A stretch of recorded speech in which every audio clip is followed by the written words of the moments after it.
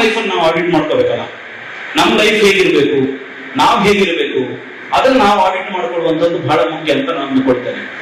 ಕಳೆದ ಕೆಲವು ದಿನಗಳ ಹಿಂದೆ ಡೆಲ್ಲಿಯಲ್ಲಿ ಒಂದು ಘಟನೆ ನಡೆಯುತ್ತೆ. ಡೆಲ್ಲಿಯಲ್ಲಿ ಒಂದು ಬ್ಲಾಸ್ಟ್ ಆಗುತ್ತೆ. ಆ ಬ್ಲಾಸ್ಟ್ ಆದ ಸಂದರ್ಭದಲ್ಲಿ ಈ ಬ್ಲಾಸ್ಟ್ ಅನ್ನು ಯಾರು ಮಾಡಿರ್ಬೋದು ಅಂತ ಕೇಳಿದ್ರೆ ಭಯೋತ್ಪಾದಕರು ಮಾಡಿದ್ದಾರೆ ಅಂತ ದೊಡ್ಡ ಮಟ್ಟದಲ್ಲಿ ರಾಷ್ಟ್ರೀಯ ಮಾಧ್ಯಮಗಳಲ್ಲೂ ಚರ್ಚೆಗಳಾಯಿತು. ಈ ಭಯೋತ್ಪಾದಕರು ಯಾರು ಅಂತ ಕೇಳಿದ್ರೆ ಅವ್ನು ಯಾರೋ ಅನ್ಎಜುಕೇಟೆಡ್, ಅವ್ನು ಯಾರೋ ಅನಕ್ಷರಸ್ಥ, ಅವ್ನು ಯಾರೋ ಇನ್ನೊಂದೇನೋ ಕಾಡಿನಲ್ಲಿ ಬದುಕುವ ಈ ಕಾಲದ ಒಂದು ಕಾಲಘಟ್ಟ ಹಿಂದೆ ನಾವು ನೋಡಿದ್ವಿ. ಬಟ್ ಇವತ್ತು ಆತಂಕದ ಸ್ಥಿತಿ ಏನು ಅಂತ ಕೇಳಿದ್ರೆ ಯಾರು ಹೈಲಿ ಎಜುಕೇಟೆಡ್ ಇದ್ದಾರೆ, ಯಾರು ಸೊಸೈಟಿಯಿಂದ ಎಲ್ಲವನ್ನೂ ಪಡ್ಕೊಂಡಿದ್ದಾನೆ, ಅವನಿವತ್ತು ದೇಶಕ್ಕೆ ಮಾರಕವಾಗಿ ಬದುಕುತ್ತಾ ಇರುವಂತಹ ಕಾಲಘಟ್ಟವನ್ನು ಇವತ್ತು ನೋಡ್ತಾ ಇದ್ದೇವೆ. ಮಕ್ಕಳೇ, ನಾವೊಂದು ನಿಶ್ಚಯ ಮಾಡಬೇಕು ಬದುಕಿನಲ್ಲಿ. ನಾವಿವತ್ತು ಒಳ್ಳೆ ಸಿಎಗಳಾಗ್ಬೋದು.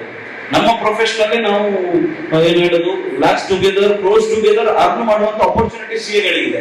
ಅದು ಎಲ್ಲವೂ ಇದೆ. ಬಟ್ ನಾವು ಒಂದು ನಿಶ್ಚಯ ಏನ್ ಮಾಡಬೇಕು ಅಂದ್ರೆ, ನಾವು ನ್ಯಾಷನಲಿಸ್ಟ್ ಸಿಎಗಳಾಗಬೇಕು, ನಾವು ರಾಷ್ಟ್ರಭಕ್ತ ಸಿಎಗಳಾಗಬೇಕು ಮತ್ತು ರಾಷ್ಟ್ರಕ್ಕೋಸ್ಕರ ನಾವು ಬದುಕ್ತೇವೆ ಅನ್ನುವಂಥ ಸಂಕಲ್ಪವನ್ನು ಮಾಡಬೇಕು.